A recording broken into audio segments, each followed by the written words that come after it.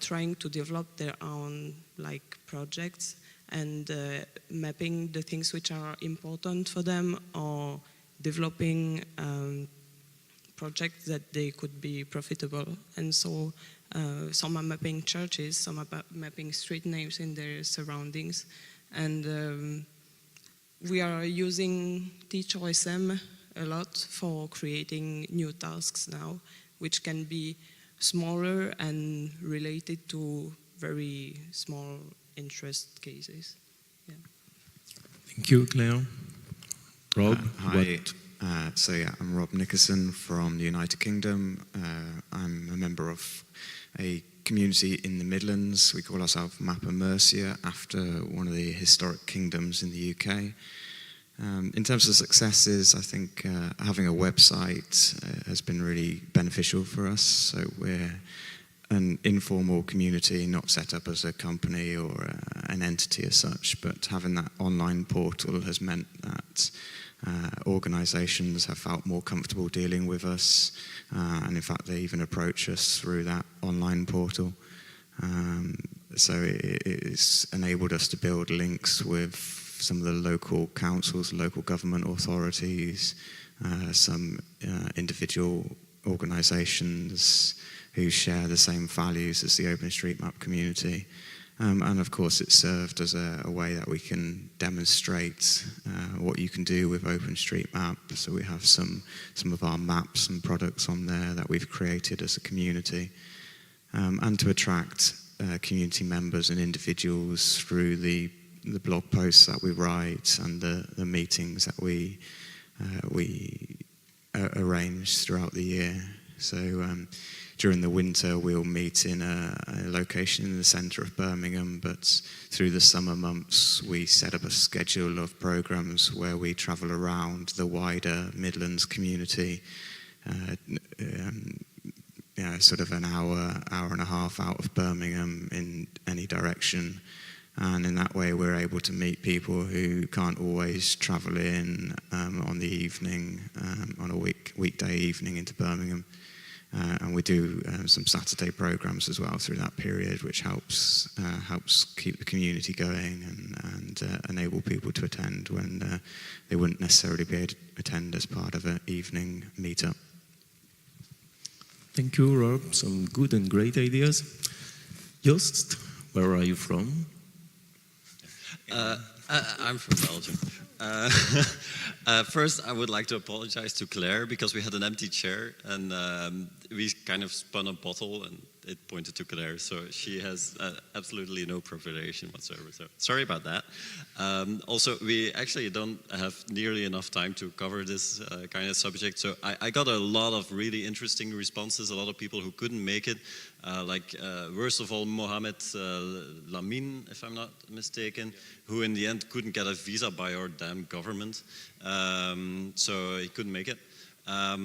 And he gave some very interesting views. So I will be writing something influential about all this afterwards.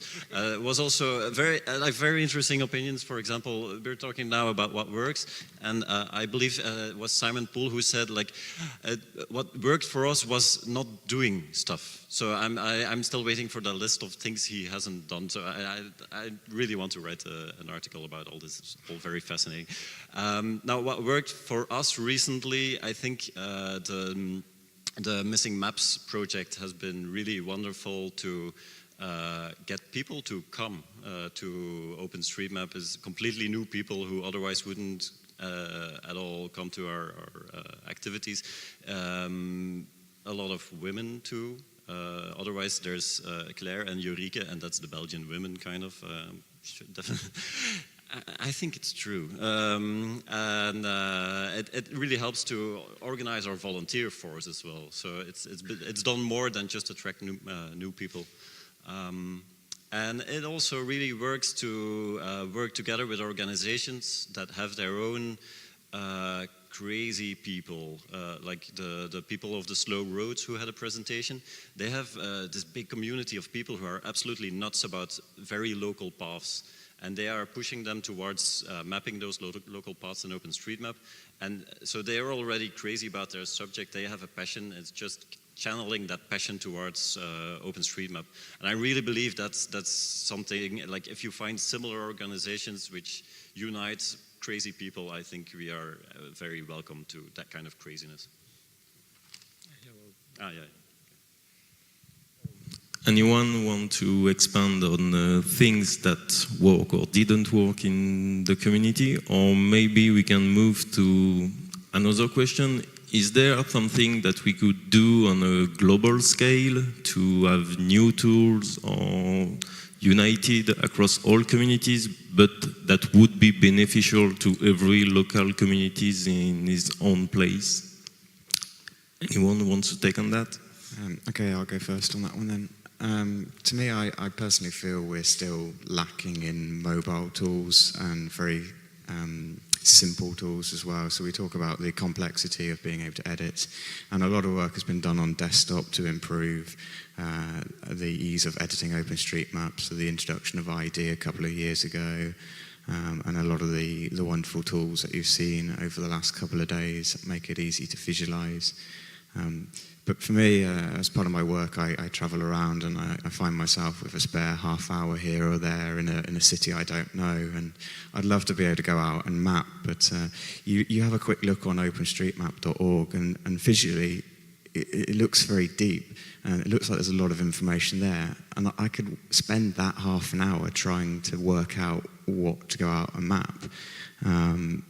Whereas if there was something simple, we can bring up your phone and it says the local community have marked fixed me's on these things, or they've compared against government data and they're not quite sure whether these entities are actually out on the street, and there's one that's 200 yards down the road, go and check it quickly. That would be something that's very simple to do, and you wouldn't need to understand how to edit OpenStreetMap. It might be something that's very simple, just saying yes, it's there, and no, it's not there. It's sort of like how do you capture that Pokemon Go essence and bring that into OpenStreetMap so that we really build a very big community of people who can interact in a simple way without necessarily having to understand the complexities of nodes, ways, areas, and how to link all the bits together.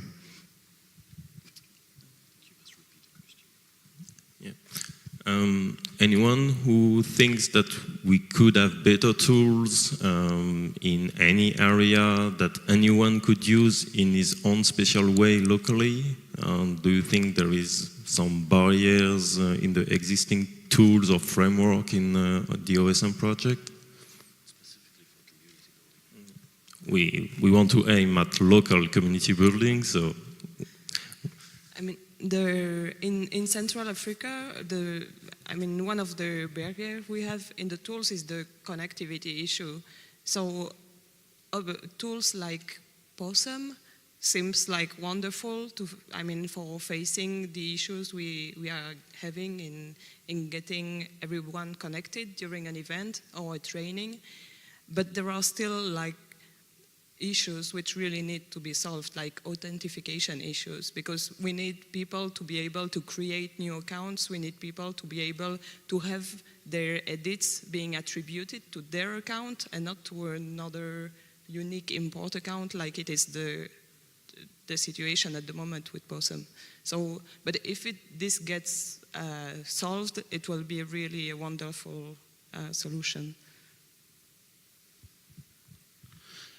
Definitely tangible products help a lot, but in any kind. So there's, of course, Maps.me has been great for us as a community, just as a tool to promote. Possum is really interesting. But the main concern I would like to raise, which I think we have to be better as a global community, is the wiki. It's really it's very easy to say, let's put everything in the wiki, we can easily translate it. But the reality is that most of the people I got to know that were interested in OpenStreetMap, they were just turning away when they saw the wiki and how it is structured and how it's really a geek tool. We probably have the difficulty that OpenStreetMap comes from communities that are from a generally higher educational level. So people are more nerdy, I would say, in an average. But if we want to be a diverse and global community, we really have to look how we can do better on making this information localizable and understandable, and being better on just giving this information how to map properly in OpenStreetMap and not just giving a long list of tags. Alors chez nous, nous on a besoin de support dans le sens d'équipement, de formation, afin d'être bien outillés, nous-mêmes d'abord en tant que formateurs, pour pouvoir élargir notre communauté. So in Mali, to expand the community, what they need is first and foremost training for trainers and basic equipment so that trainers can get their hands on. And we welcome Usman. Thanks for joining us, Usman. Can you tell us where is your local community and what are your thoughts about our discussion, please? Thank you. So I guess in my yesterday's presentation, I discussed in detail about how the laws don't allow Pakistani mappers to map Pakistan anymore because it's kind of illegal now, in a way that if you are not registered with the government, you cannot change the maps. If I ignore that part, I guess the most important thing that should work or that is needed for the community is that we need to understand and make them understand what is the importance of open data and why is it needed for everyone and how they can do it. So there's kind of a deficit in the exposure in terms of understanding that these tools are available and how they help in especially humanitarian response. Thank you very much.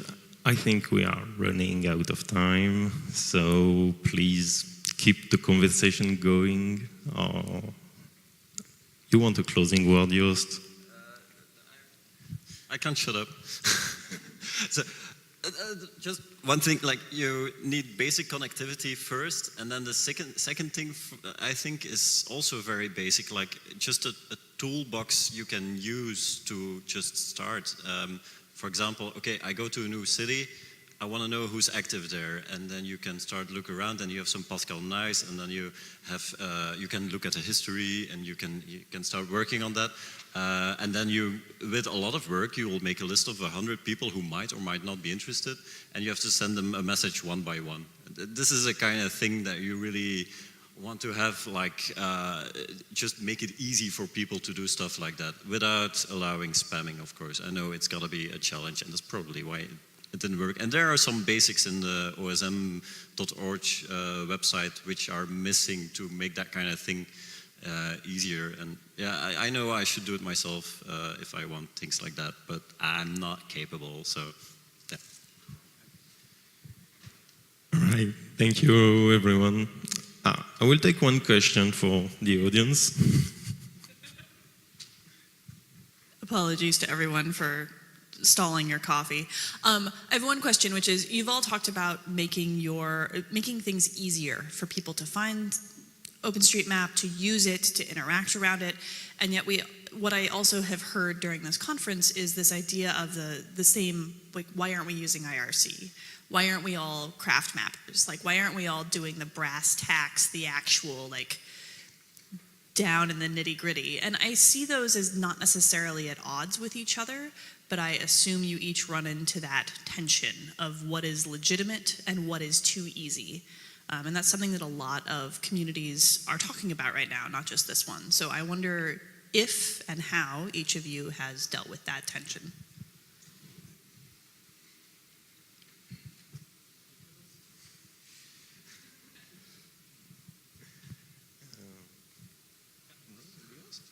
I've only noticed that tension on Twitter.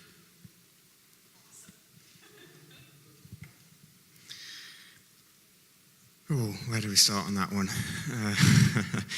Yeah, so as organiser of the State of the Map, this conference, I've received a lot of praise for the things that work, but you also get the comments from people who say, oh, it's got too much of this or too little of that. And you know, give people a number 10, and you'll have some people saying, oh, it's too high, and some people saying, oh, it's too low. You can't please everybody.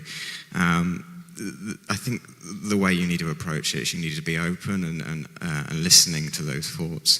And that's why bringing the community together at an event like this is really useful, because it can be challenging online, just in the text format. Messages can be misinterpreted and misread. Something which was just pointed out of by the way comment becomes interpreted as something which is seen as more severe or more problematic. So keeping those communication channels open, trying to communicate and meet in person as often as possible, I think is really useful. But don't take it on heart. It's a big and wide community. It's going to be impossible to please everybody at the same time. Be open, be willing to listen, but don't worry too much if there are some comments. They're not personal comments. It's just everybody's passionate about this community and about the project, and they're passionate about their views, and those views are going to be wide and varied, and they're just doing what's best for them, what they think is best for the community, and are passionate about getting that message across. It's just be open and keep the communication channels open and going as much as possible, I think is the best. In our community, we didn't really feel those tensions, did you? I feel them very much. I think for us, the digital communication tools are gated communities, either levels of nerdiness, IRC, or because they're commercial and they're gated because like that. I think our solution, which is not a solution, but it works in somehow, is to decentralize local groups, meeting face-to-face, personal contacts. That's definitely the way to go. Can you translate his questions so that I can say something? Can you translate his questions so that I can say something? Maybe I can ask. Je peux te poser une autre question. Je crois qu'on va finir. Okay. I'm sorry, I think we will have to thank our panelists and let them move to the next activities. The day is full of other sessions, bird of a feather. Please pick the one you like and thank them, please.